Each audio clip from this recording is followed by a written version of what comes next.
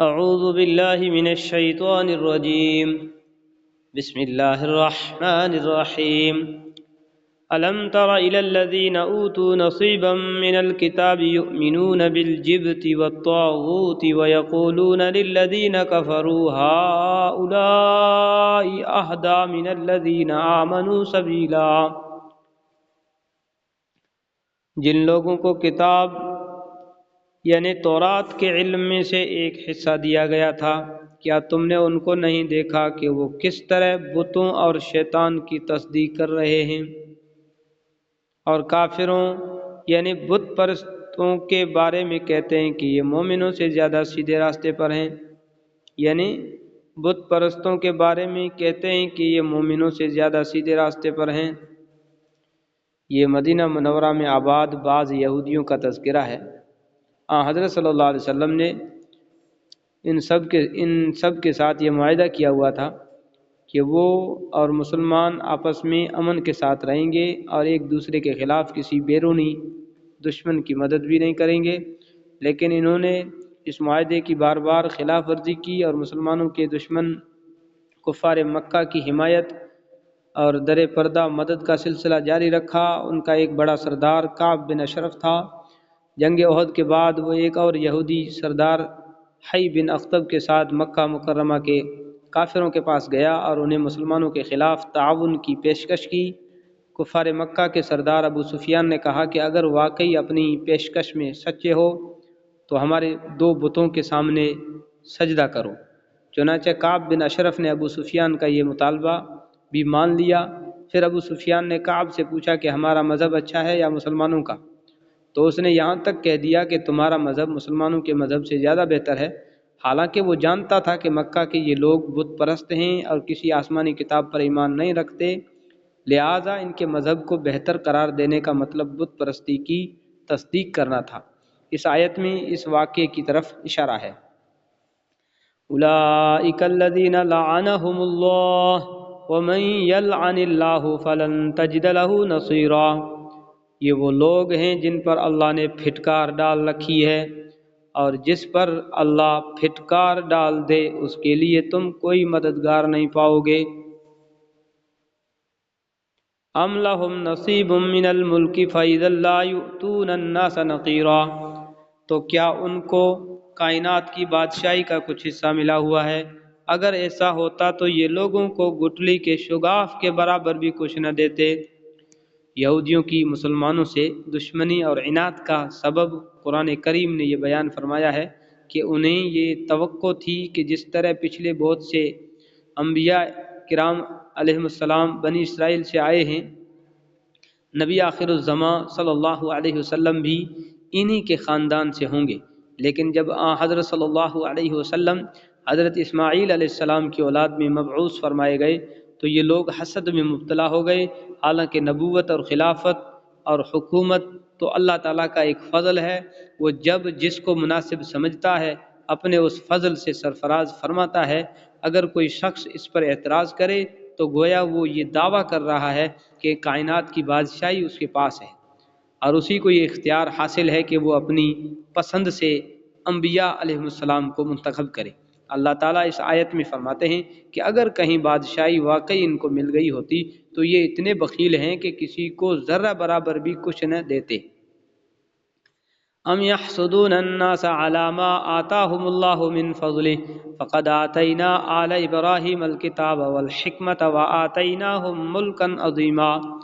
یا یہ لوگوں سے اس بنا پر حسد کرتے ہیں کہ اللہ نے ان کو اپنا فضل کیوں عطا فرمایا ہے، سو ہم نے تو ابراہیم کے خاندان کو کتاب اور حکمت عطا کی تھی اور انہیں بڑی سلطنت دی تھی۔ یعنی اللہ تعالیٰ اپنی حکمت کے تحت جس کو مناسب سمجھتا ہے نبوت اور خلافت اور حکومت کے اعزاز سے سرفراز فرماتا ہے۔ چنانچہ اس نے حضرت ابراہیم علیہ السلام کو نبوت اور حکمت عطا فرمائی اور ان کی اولاد میں یہ سلسلہ جاری رکھا۔ چنانچہ ان میں بعض مثلاً حضرت داؤد اور سلیمان علیہ السلام نبی ہونے کے ساتھ حکمران بھی بنے۔ اب تک ان کے ایک صاحبزادے حضرت یعقوب علیہ السلام کی اولاد میں نبوت جاری رہی ہے۔ اب اگر ان کے دوسرے صاحبزادے حضرت اسماعیل علیہ السلام کی اولاد میں حضرت محمد مصطفیٰ صلی اللہ علیہ وسلم کو یہ اعزاز بخش دیا گیا ہے، تو اس میں اعتراض یا حسد کی کیا بات ہے؟ فَمِنْهُمْ مَنْ آمَنَ بِهِ وَمِنْهُمْ مَنْ صَدَّ عَنْهُ وَكَفَى بِجَهَنَّمَ سَعِيرًا، چنانچہ ان میں سے کچھ ان پر ایمان لائے اور کچھ نے ان سے منہ موڑ لیا، اور جہنم ایک بھڑکتی آگ کی شکل میں ان کافروں کی خبر لینے کے لیے کافی ہے۔ ان الذين كفروا بآياتنا سوف نصليهم نارا كلما نضجت جلودهم بدلناهم جلودا غيرها ليذوقوا العذاب ان الله كان عزيزا حكيما، بے شک جن لوگوں نے ہماری آیتوں سے انکار کیا ہے ہم انہیں آگ میں داخل کریں گے، جب بھی ان کی کھالیں جل جل کر پک جائے گی تو ہم انہیں ان کے بدلے دوسری کھالیں دے دیں گے تاکہ وہ عذاب کا مزہ چکھیں، بے شک اللہ صاحب اقتدار بھی ہے اور صاحب حکمت بھی۔ والذین آمنوا وعملوا الصالحات سندخلهم جنات تجری من تحتها الانہار خالدین فیہا ابدا لهم فیہا ازواج مطہرۃ وندخلهم ظلا ظلیلا، اور جو لوگ ایمان لائے ہیں اور انہوں نے نیک عمل کیے ہیں ان کو ہم ایسے باغات میں داخل کریں گے جن کے نیچے نہریں بہتی ہوں گی، جن میں وہ ہمیشہ ہمیشہ رہیں گے، وہاں ان کے لیے پاکیزہ بیویاں ہوں گی اور ہم انہیں گھنی چھاؤں میں داخل کریں گے۔ اشارہ اس طرف ہے کہ جنت میں روشنی ہوگی مگر دھوپ کی تپش نہیں ہوگی۔ ان اللہ یأمرکم ان تؤدوا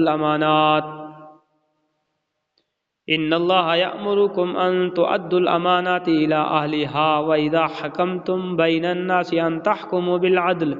ان اللہ نعم ما یعظکم به ان اللہ کان سمیعا بصیرا۔ مسلمانوں، یقیناً اللہ تمہیں حکم دیتا ہے کہ تم امانتیں ان کے حقداروں تک پہنچاؤ، اور جب لوگوں کے درمیان فیصلہ کرو تو انصاف کے ساتھ فیصلہ کرو، یقین جانو اللہ تم کو جس بات کی نصیحت کرتا ہے وہ بہت اچھی ہوتی ہے، بے شک اللہ ہر بات کو سنتا اور ہر چیز کو دیکھتا ہے۔ یا ایہا الذین آمنوا اطیعوا اللہ واطیعوا الرسول واولی الامر منکم فإن تنازعتم في شيء فردوه إلى الله والرسول إن كنتم تؤمنون بالله واليوم الآخر ذلك خير وأحسن تأويلا۔ اے ایمان والو، اللہ کی اطاعت کرو، اس کے رسول کی بھی اطاعت کرو، اور تم میں سے جو لوگ صاحب اختیار ہوں ان کی بھی، اور جو لوگ تم میں سے صاحب اختیار ہوں ان کی بھی اطاعت کرو۔ پھر اگر تمہارے درمیان کسی چیز میں اختلاف ہو جائے تو اگر واقعی تم اللہ اور یوم آخرت پر ایمان رکھتے ہو تو اسے اللہ اور رسول کے حوالے کر دو، یہی طریقہ بہترین ہے اور اس کا انجام بھی سب سے بہتر ہے۔ اے ایمان والو، اللہ کی اطاعت کرو اور اس کے رسول کی بھی اطاعت کرو، اور تم میں سے جو لوگ صاحب اختیار ہوں ان کی بھی۔ پھر اگر تمہارے درمیان کسی چیز میں اختلاف ہو جائے تو اگر واقعی تم اللہ اور یوم آخرت پر ایمان رکھتے ہو تو اسے اللہ اور رسول کے حوالے کر دو، یہی طریقہ بہترین ہے اور اس کا انجام بھی سب سے بہتر ہے۔ اولی الامر سے مراد اکثر مفسرین کے مطابق مسلمان حکمران ہیں، جائز امور میں ان کے احکام کی اطاعت بھی مسلمانوں کا فرض ہے، البتہ یہ اطاعت اس شرط کے ساتھ ہے کہ وہ کسی ایسی بات کا حکم نہ دیں جو شرعاً ناجائز ہو۔ اس بات کو قرآن کریم نے دو طرح واضح فرمایا ہے، ایک تو اس طرح کہ اصحاب اختیار کی اطاعت کا ذکر اللہ اس کے رسول کی اطاعت کے بعد فرمایا ہے، جس میں یہ اشارہ ہو گیا کہ حکمرانوں کی اطاعت اللہ اور اس کے رسول کی اطاعت کے تابع ہے۔ دوسرے اگلے جملے میں مزید صراحت کے ساتھ بتایا گیا کہ اگر کسی معاملے میں یہ اختلاف پیدا ہو جائے کہ آیا حکمرانوں کا دیا ہوا حکم صحیح اور قابل اطاعت ہے یا نہیں،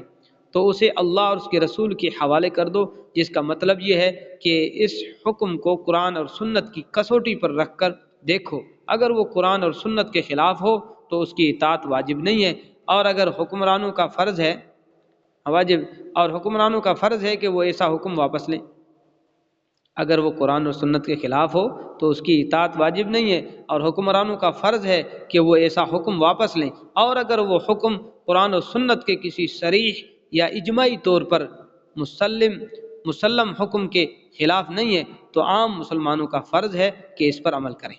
اور اگر وہ حکم قرآن و سنت کے کسی صریح یا اجماعی طور پر مسلم حکم کے خلاف نہیں ہے تو عام مسلمانوں کا فرض ہے کہ اس پر عمل کریں۔ صدق اللہ العظیم۔